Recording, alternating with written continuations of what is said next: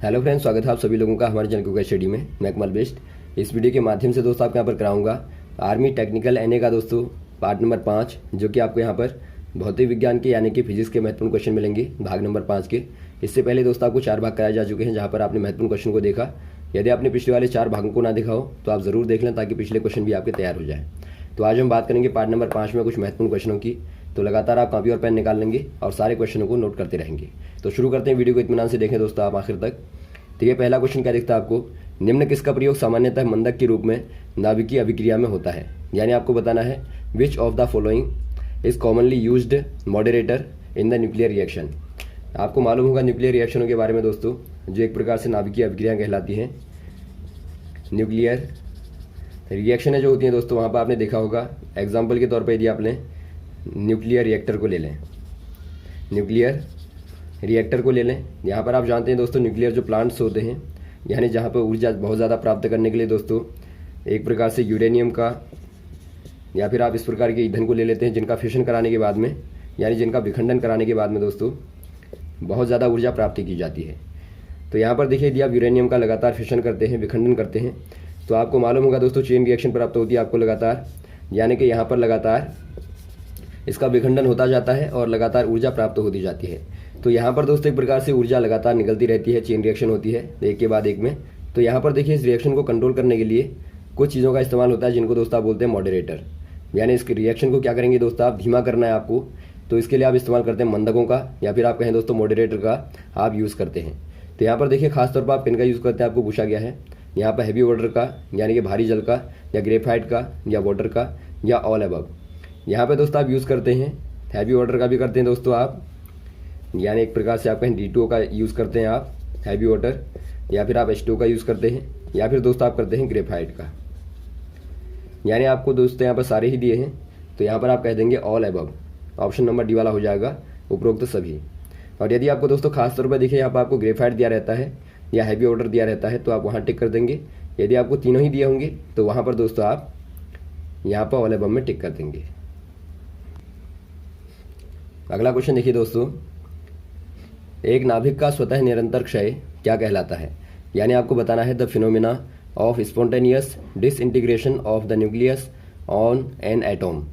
दोस्तों यहाँ पर देखिए, आपने देखा होगा जो एक एटॉम यानी कि परमाणु होता है, उसके अंदर एक नाभिक होता है, और नाभिक का लगातार डीके होने का मतलब है लगातार नाभिक से दोस्तों एक प्रकार से प्रोटॉन न्यूट्रॉन लगातार इनका दोस्तों रेज के रूप में निकलना एक प्रकार से कहलाता है डिसइंटीग्रेशन। तो यहाँ पर दोस्तों रेज निकलती रहती हैं, और इससे क्या रहता है, इसका लगातार डीके होता रहता है, यानी कि क्षय होता रहता है। तो इसको आप क्या बोलते हैं दोस्तों, इसको आप न्यूक्लियर फिशन बोलेंगे, या आयनाइजेशन बोलेंगे, या रेडियो एक्टिविटी बोलेंगे, या कोवलेंट बॉन्डिंग बोलेंगे।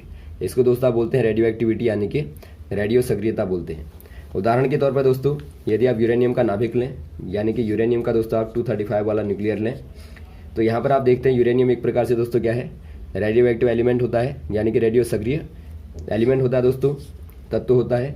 तो यहाँ पर देखिए, पहले यूरेनियम का डीके होता है, तो यूरेनियम से बनता है दोस्तों थोरियम। थोरियम के बाद में डीके होने के बाद बनता है, थोरियम का डीके होगा, तो यहाँ पर बनता है आपका प्रोटेक्टिनियम, पीए कहते हैं आप इसको, प्रोटेक्टिनियम। और यहाँ पर पीए का डीके होता है दोस्तों, तो यहाँ पर आपको मिलता है एक्टिनियम, एसी कहते हैं आप इसको। और बाद में इसका डीके होता है तो आपको मिलता है फ्रेंसियम, और इसका डीके होने के बाद आपको मिलता है रेडियन। यानी लगातार दोस्तों डीके होते होते आपको लेड तक यहाँ पे मिलता है, यानी पीबी आप कह देंगे। लेड पे क्या होता है दोस्तों, स्टेबल हो जाता है, यानी कि यहाँ पे रुक जाएगा। तो यहाँ तक आपको पूरी जो चेन मिलती है एलिमेंटों की, वो सारी दोस्तों क्यों मिलती है, क्योंकि आपका रेडियो एक्टिव डीके होता है, यानी लगातार डिसइंटीग्रेशन होता है न्यूक्लियस का। तो इसी को दोस्तों आप बोलते हैं रेडियो एक्टिविटी। तो ऑप्शन नंबर यहाँ पर हो जाएगा सी वाला।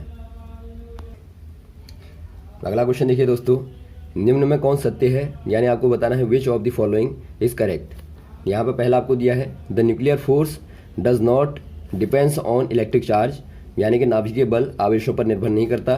सेकंड आपको दिया है the nuclear force is much weaker then the coulomb force, यानी नाभिकीय बल कूलाम फोर्स से यानी कूलाम बल से बहुत कमज़ोर होता है, या ए और बी दोनों, या फिर नन ऑफ दीज। दोस्तों यहाँ पर देखिए, आपको जो न्यूक्लियर फोर्स दिया है, यहाँ पे न्यूक्लियर फोर्स होता क्या है इसके बारे में आप पहले जानेंगे। यानी कि जो नाभिकीय बल होता है, नाभिकीय जो बल होता है दोस्तों, ये क्या होता है। ये दोस्तों आपने देखा होगा, नाभिक के अंदर आपको मालूम होगा दोस्तों, एटॉम के अंदर नाभिक होता है, और नाभिक के अंदर क्या होते हैं दोस्तों, प्रोटॉन और न्यूट्रॉन होते हैं। और यहाँ पर आप देखते हैं प्रोटॉन में पॉजिटिव चार्ज होता है, न्यूट्रॉन में कोई चार्ज नहीं होता। तो ये आपस में दोस्तों क्या रहते हैं, आपस में एक प्रकार से बाउंडेड रहते हैं, बंधे हुए रहते हैं और ये बहुत ज़्यादा स्ट्रांगली बंधे रहते हैं। इसको आप बोलते हैं स्ट्रॉन्ग न्यूक्लियर फोर्स। तो यहाँ पर आप क्या कह देंगे दोस्तों, जो नाभिकीय फोर्स होता है क्या होता है, एक प्रकार से जो दोस्तों नाभिक में प्रोटॉनों को और न्यूट्रॉनों को एक साथ में बांधे रखता है, यानी उनको एक प्रकार से आपस में चिपकाए रहता है, वही दोस्तों एक प्रकार से क्या है, नाभिकीय फोर्स है, यानी कि न्यूक्लियर फोर्स होता है। तो यहाँ पर आप देखते हैं जो नाभिकीय फोर्स होता है यानी न्यूक्लियर फोर्स होता है वो प्रोटॉन और प्रोटॉनों के बीच में लगता है, प्रोटॉन न्यूट्रॉन के बीच में लगता है और न्यूट्रॉन न्यूट्रॉन के बीच में लगता है। तो ये दोस्तों आपके यहाँ पर क्या कहलाता है, न्यूक्लियर फोर्स कहलाता है। तो यहाँ पर दोस्तों ये बिल्कुल भी चार्ज पर डिपेंड नहीं करता, यानी ये दोस्तों किस पर डिपेंड करता है, ये डिपेंड करता है मास पे यानी कि द्रव्यमान पे, और दोस्तों डिस्टेंस पे डिपेंड करता है यानी कि बीच की दूरी पे डिपेंड करता है। तो यहाँ पर आपको दिखता है दोस्तों पहला वाला बिंदु बिल्कुल आपका सही है। यदि आप सेकंड वाले पॉइंट की बात करें दोस्तों, यहाँ पर कहा गया है कि न्यूक्लियर फोर्स जो होता है कमज़ोर होता है कूलाम फोर्स की तुलना में। जो कूलाम फोर्स होता है दोस्तों आप उसको कहते हैं ग्रेविटेशनल फोर्स, यानी कि जो गुरुत्वाकर्षण बल होता है, ग्रेविटेशनल फोर्स कहते हैं आप इसको। यदि आप इसको देखें दोस्तों क्या होता है, ये आपका होता है Gm/r²। तो यहाँ पे यदि आप फोर्स को देखें दोस्तों तो ये फोर्स जो होता है नाभिकीय फोर्स की तुलना में दोस्तों बहुत ज़्यादा वीक होता है, यानी आप कहेंगे दोस्तों the coulomb force is much weaker then nuclear force. तो यहाँ पर जो पॉइंट दिया आपको बिल्कुल गलत दिया है दोस्तों सेकंड वाला, यहाँ पर आप कह देंगे ये आपका नहीं होता है, बल्कि जो न्यूक्लियर फोर्स होता है वो बहुत ज़्यादा स्ट्रॉन्ग होता है कूलाम फोर्स की तुलना में। तो आपने देखा होगा गुरुत्वाकर्षण बल दोस्तों वैसे भी नेचुरली सबसे कमज़ोर बल होता है। यदि आप स्ट्रॉन्ग की बात करें वो आपका होता है इलेक्ट्रोस्टैटिक फोर्स होता है, बाद में आपका न्यूक्लियर फोर्स होता है, बाद में मैग्नेटिक फोर्स और बाद में ग्रेविटेशनल फोर्स। तो यहाँ पर ऑप्शन नंबर हो जाएगा आपका ए वाला, पहला वाला। अगला क्वेश्चन देखिए दोस्तों, ऑप्टिकल सिग्नल को पकड़ने के लिए या फिर आप कहें उसे डिटेक्ट करने के लिए कौन से डायोड का प्रयोग होता है, यानी आपको बताना है दोस्तों which of this diode is used to detect optical signal. दोस्तों यहाँ पर देखिए पहले आप समझेंगे जो ऑप्टिकल सिग्नल होता है वो होता क्या है। आपको मालूम होगा दोस्तों आजकल जो सिग्नलों को भेजने के लिए जो आधुनिक पद्धति यूज़ होती है, यानी कि जो मॉडर्न एक प्रकार की टेक्निक है दोस्तों, ऑप्टिकल फाइबर का इस्तेमाल होता है। ऑप्टिकल फाइबर जो होते हैं दोस्तों क्या करते हैं, एक प्रकार से वेव के फॉर्म में या फिर आप कहें दोस्तों एक लाइट वेव के फॉर्म में दोस्तों क्या करते हैं, सिग्नल को प्रोड्यूस करते हैं। और इससे फ़ायदा क्या होता है, इनकी दोस्तों फ्रीक्वेंसी बहुत ज़्यादा होती है। जो फ्रीक्वेंसी होती है या फिर आप कहें स्पीड जो होती है दोस्तों बहुत ज़्यादा होती है, क्योंकि दोस्तों एक प्रकार से क्या होती हैं, इलेक्ट्रोमैग्नेटिक वेव जो होती हैं। और इलेक्ट्रोमैग्नेटिक वेव जो होती हैं आप जानते हैं वहाँ पर इलेक्ट्रिक फील्ड होता है और साथ में मैग्नेटिक फील्ड भी होता है, यानी कि वैद्युत क्षेत्र होता है, और साथ में दोस्तों चुंबकीय क्षेत्र भी होता है। तो यहाँ पर दोस्तों इनकी गति जो होती है या फिर आपकी इनकी आवृत्ति जो होती है, फ्रीक्वेंसी जो होती है वो बहुत ज़्यादा होती है, यानी कि एक प्रकार से एक्सट्रीम लेवल पर होती है। अब देखिए यदि आपको वेव को भेजना है, वेव को भेजने के बाद दोस्तों आपको उसको डिटेक्ट करना पड़ेगा। तो इसके लिए जो इस्तेमाल होता है दोस्तों वो आपका होता है फोटोडायोड का। यहाँ पे देखिए जो फोटोडायोड होते हैं उनको आपने देखा होगा, इस प्रकार का सिंबल बना रहता है, ये सिंबल आपका रहता है, तो ये कहलाता है दोस्तों फोटोडायोड। तो यहाँ पर आप देखते हैं PN एक प्रकार का दोस्तों क्या है, PN जंक्शन डायोड होता है, जहाँ पे P और N क्या है दोस्तों एक प्रकार से सेमी कंडक्टर यानी कि अर्धचालक से बने हुए दोस्तों क्या हैं, डायोड होते हैं। यानी यहाँ पर आप दो अर्धचालकों को लेते हैं जहाँ पर P और N दोनों हैं, और इनको दोस्तों आप आपस में चिपका देते हैं, तो यहाँ पर एक प्रकार की लेयर बनती है, इसको आप डिप्लेशन लेयर बोलते हैं, और यही दोस्तों आपका जंक्शन कहलाता है। तो इसको आप बोलते हैं PN जंक्शन डायोड। तो ये दोस्तों आपका सिंबल होता है इसका। और यदि आप देखें इसको, आप प्रैक्टिकली देखें तो आपने देखा होगा जिस प्रकार के बल्ब बने रहते हैं इस प्रकार के आपको दिखाई देते हैं। तो ये दोस्तों एक प्रकार से क्या है, या फिर आपको इस प्रकार का बना रहता है, ऊपर से एक लेंस होता है और नीचे आपके दो कैथोड और एनोड होते हैं। तो ये दोस्तों क्या है, एक प्रकार से फोटोडायोड कहलाता है। तो यहाँ पर जो आपको पूछा गया है ये आपका आंसर हो जाएगा ऑप्शन नंबर ए वाला। फोटोडायोड जो होते हैं वो दोस्तों ऑप्टिकल सिग्नल को डिटेक्ट करते हैं। अगला क्वेश्चन देखिए दोस्तों, तारों के भीतर से उत्पन्न ऊर्जा का स्रोत कौन सी नाभिकीय क्रिया होती है, यानी आपको बताना है which nuclear process in the source of energy output in the interior of stars. यानी दोस्तों जो तारे होते हैं, स्टार्स होते हैं, उनके भीतर जो ऊर्जा आती है वो क्या है। आपको मालूम होगा दोस्तों सन भी एक प्रकार से क्या है, तारा होता है, स्टार होता है। यानी कि सूर्य के लिए भी ये बात लागू होगी। और आप जानते हैं सूर्य में कैसी ऊर्जा आती है दोस्तों, लगातार हाइड्रोजन और हीलियम के नाभिकीय संलयन के द्वारा यानी कि न्यूक्लियर फ्यूजन के द्वारा यहाँ पे दोस्तों लगातार ऊर्जा निकलती रहती है। क्योंकि यहाँ पर आप देखते हैं जो हाइड्रोजन होता है लगातार हीलियम में कन्वर्ट होता रहता है और इससे दोस्तों लगातार ऊर्जा निकलती रहती है। तो ये प्रोसेस लगातार चलती रहती है, इसी को आप बोलते हैं नाभिकीय संलयन कहते हैं, यानी कि न्यूक्लियर फ्यूजन कहते हैं। और यही प्रोसेस दोस्तों तारों में भी होती है। यानी आप कहते हैं एक प्रकार से जो तारे होते हैं गैसों का गोला होता है दोस्तों, जहाँ पर लगातार गैस आपस में संलयित होने के बाद में ऊर्जा को देती रहती हैं। तो यहाँ पर ऑप्शन नंबर बी वाला हो जाएगा, न्यूक्लियर फ्यूजन आपका हो जाएगा दोस्तों। अगला क्वेश्चन देखिए दोस्तों, गतिक श्यानता परिभाषित है, यानी कि आपको बताना है kinematic viscosity is defined as.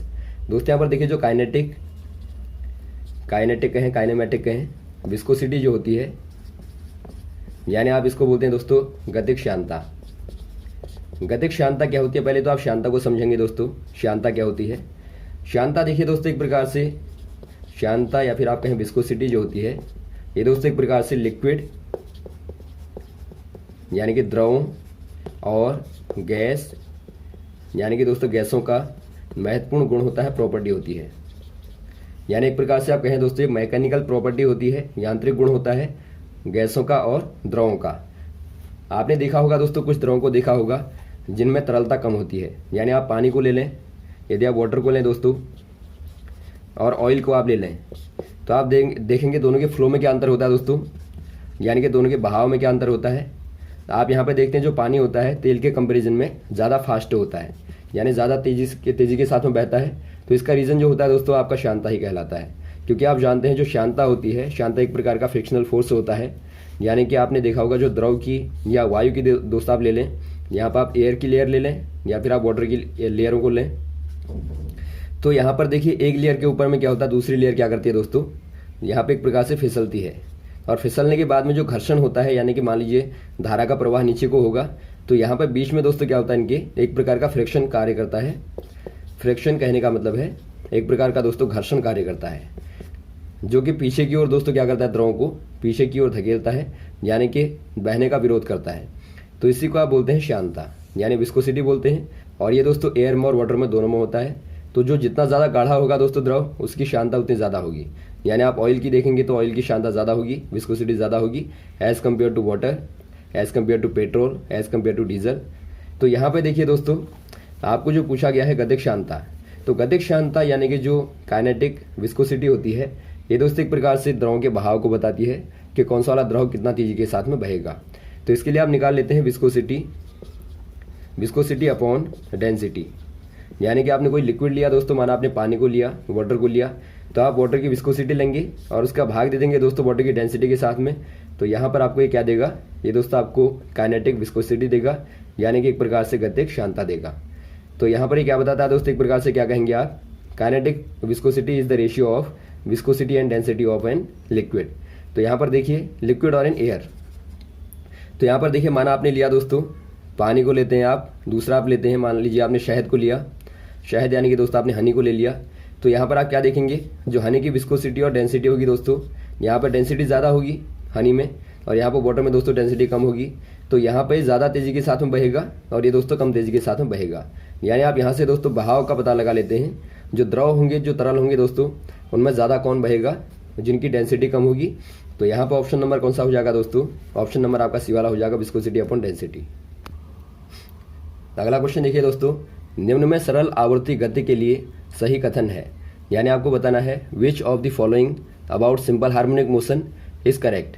दोस्तों यहाँ पर देखिए सिंपल हार्मोनिक मोशन को आप शॉर्ट में लिखते हैं SHM, यानी कि सिंपल हार्मोनिक मोशन, या फिर आप कहें दोस्तों सरल आवर्ती गति। ये क्या होती है पहले आप समझेंगे, सरल आवर्ती गति होती क्या है। मान लीजिए दोस्तों आप एक पेंडुलम को ले लें, यहाँ पे लटका दें, एक मास को M को आप लटका दें और आप ये दोस्तों मेन पोजीशन कहलाती है, यानी बीच में जो आपकी पोजीशन है कहलाती है मेन पोजीशन। और यहाँ से आप थोड़ा सा बल देंगे दोस्तों ऊपर को या थोड़ा सा पीछे को खींच लें तो आप देखेंगे लगातार ये क्या करेगा, यहाँ पे दोस्तों दोलन करेगा, यानी कि एक प्रकार से मोशन करेगा और लगातार कांस्टेंट मोशन करेगा दोस्तों। आप इसी को बोल देते हैं simple harmonic motion, simple harmonic motion कहते हैं, यानी कि सरल आवर्ती गति कहते हैं। यदि आप इसका ग्राफ बनाना चाहें दोस्तों तो यहाँ पर जो आपका टाइम और वेलोसिटी का ग्राफ होता है इस प्रकार से बनता है। तो यहाँ पर ये साइकिल जो दिखाती है सिंपल हार्मोनिक मोशन को दिखाती है। और यहाँ पे दोस्तों यहाँ से लेके यहाँ तक आने में जो टाइम होता है टाइम पीरियड कहलाता है। टाइम पीरियड यानी कि आवर्तकाल कहलाता है। और जो चक्रों की संख्या होती है टाइम पीरियड में वो दोस्तों फ्रीक्वेंसी कहलाती है, यानी कि आवृत्ति कहलाती है। यानी आप आवृत्ति और टाइम पीरियड में संबंध देखेंगे तो आपका आवृत्ति बराबर होता है 1/टाइम पीरियड। और यहाँ पे देखिए जब कोई पार्टिकल यहाँ पे जाता है, ये मास आपका यहाँ पे जाएगा, तो यहाँ पे वेलोसिटी दोस्तों क्या हो जाती है, कोने पे जाने में वेलोसिटी दोस्तों मिनिमम हो जाती है। यानी एक प्रकार से आप कहेंगे जब वेलोसिटी एक्सट्रीम लेवल पे जाती है, इसको आप बोलते हैं एक्सट्रीम लेवल। एक्सट्रीम लेवल पर दोस्तों क्या होती है, वेलोसिटी मिनिमम हो जाती है। और यहाँ पे दोस्तों चूंकि वेलोसिटी में चेंज ज़्यादा होगा, चेंज एकदम से आपका ज़्यादा आएगा, तो चेंज इन वेलोसिटी ज़्यादा होगा दोस्तों क्या होगा, वहाँ पर जो एक्सेलरेशन होगा यानी कि जो त्वरण होगा, त्वरण यानी कि दोस्तों एक्सेलरेशन जो होगा एक्सट्रीम पोजीशन पे वो मैक्सिमम हो जाएगा। और यहाँ पे एक चीज़ और देखते हैं दोस्तों, आप जो मेन पोजीशन है उससे यदि आप आगे को जाएंगे तो डायरेक्शन इधर को हो जाएगी, उससे आप इधर को आएंगे तो डायरेक्शन इधर को हो जाएगी। यानी आप कहेंगे जो पार्टिकल होता है या तो अवे जाएगा दोस्तों या फिर वो टूवर्ड होगा मेन पोजीशन के। तो ये आपको सिंपल हार्मोनिक मोशन की बेसिक चीज़ें हैं जिनके बारे में क्वेश्चन आते हैं। तो यहाँ पे देखिए क्या पूछा गया आपको, पहला आपको दिया है in simple harmonic motion acceleration is maximum eight extreme position. ये आपने देख लिया, बिल्कुल होता है। आपने देखा त्वरण जो होता है एक्सट्रीम पोजीशन पर दोस्तों सर्वाधिक होता है। और सेकंड आपको दिया है in simple harmonic motion velocity is minimum eight extreme position. ये भी आपने देख लिया दोस्तों, जो एक्सट्रीम पोजीशन होती है वहाँ पर वेलोसिटी का मान आपने देखा सिंपल हार्मोनिक मोशन में मिनिमम होता है। और आपका थर्ड वाला दिया है ए और बी दोनों, और आपको डी वाला दिया नन ऑफ दीज। तो यहाँ पर ऑप्शन नंबर कौन सा हो जाएगा, सी वाला। दोनों ही दोस्तों आपके सही हैं, तो आप सी वाले में टिक करेंगे। अगला क्वेश्चन देखिए दोस्तों, रेडियो सक्रियता के दौरान नाभिकीय क्षय में निकलने वाली वैद्युत चुंबकीय तरंगें हैं। यानी आपको बताना है electromagnetic waves produced due to radioactive decay of the nucleus. दोस्तों यहाँ पर देखिए जब नाभिक का विखंडन होता है, आपको बता दिया, चूंकि हमने यूरेनियम के माध्यम से आपको बता दिया था, लगातार जब यूरेनियम का या फिर आप लें दोस्तों कोई भी रेडियो एक्टिव सब्सटेंस को ले लें, यदि उसका लगातार क्षय होता है यानी कि नाभिक का दोस्तों लगातार डीके होता है, तो वहाँ पर आप क्या देखते हैं दोस्तों, एक वेव निकलती है, यानी एक प्रकार से दोस्तों एक रे निकलती है। तो ये कौन सी वाली रे होती है आपको बताना है, एक्सरे होगा या गामा रे होगा या रेडियो वेव होगा या यूवी रेज होगा। यहाँ पर दोस्तों निकलने वाली होती है गामा रेज। गामा रेज निकलती हैं दोस्तों, यानी कि गामा किरणें निकलती हैं, और लगातार इसका क्या होता रहता है, डीके होता रहता है। तो ऑप्शन नंबर आप बी वाले में टिक कर देंगे, गामा रेज। और इनकी यदि आप देखेंगे दोस्तों जो फ्रीक्वेंसी होती है, फ्रीक्वेंसी यानी कि स्पीड बहुत ज़्यादा होती है दोस्तों, और यदि आप देखेंगे कि वेवलेंथ जो होती है बहुत ही कम होती है। तो यहाँ तक दोस्तों आप क्वेश्चन को तैयार करें, इसके बाद आपको नेक्स्ट वाले पार्ट में लगातार क्वेश्चन को कराते रहेंगे यूँ ही। Okay, thanks. यदि आपका कोई कन्फ्यूजन हो तो आप कमेंट बॉक्स में कमेंट करें। जय हिंद, जय भारत।